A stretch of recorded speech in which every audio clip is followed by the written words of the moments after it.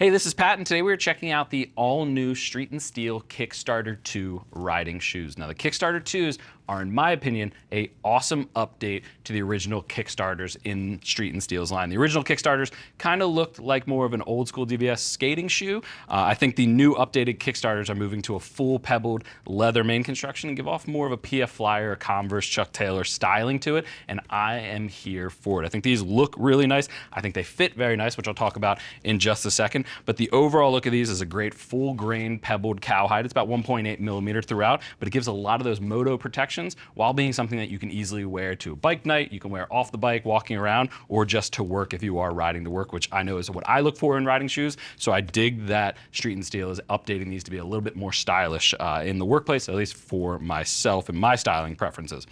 But before I get too long-winded, let's hit some of the facts and the sizing. These are going to be $120, so that's no change from the last version. They run from sizes ranging from 8 all the way up to 14, with half sizes between 9 and 12. You do get the half sizes right in the middle of that bell curve, and they come in the one all-black colorway that you see here before you. And I'll talk about fit on here. I'm a US 10.5 in almost every pair of shoes that I own. It does vary when it comes to like Eurofit and everything like that, but for US shoes, I'm at a 10.5. 10.5 fits me spot on with these. I'm not gonna say it's like the widest footbed or toe box out there on the market, but it's certainly, I'm a slightly wide footbed and it fits me spot on. These 10.5s are actually gonna be the ones that I probably be riding with for the rest of the riding season, just to really put them through their paces. So keep that in mind, reference your US sizing and you should be all set there and go with it. If you are looking at one of the ranges or the sizes that are between two sizes and they don't have that half size, I'd say go up to the higher size and you can always add in like a half size insert to really make them fit a little bit more customized. So keep that in mind. I think you're gonna be just fine with your normal US shoe size, and keep that in mind for anybody outside of those middle ranges.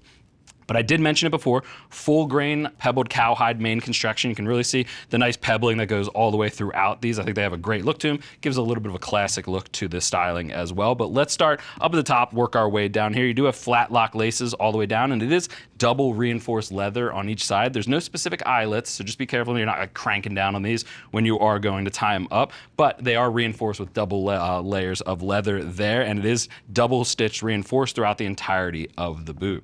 Coming down to the toe box, you can see that nice pebbled cowhide with that reinforced toe box. It's nice and reinforced, especially all the way across, like leading back to the front of the toe, which is really important for anybody shifting, especially on the left side boot. But there isn't any shift guard in here. I kind of dig that. I think that would have added a different style look to it because usually they're symmetrical, so you'd get it on both boots. But the leather is thick enough that it's not going to be something that wears through it. And in fact, I think it'll patina over time and show more of your riding throughout.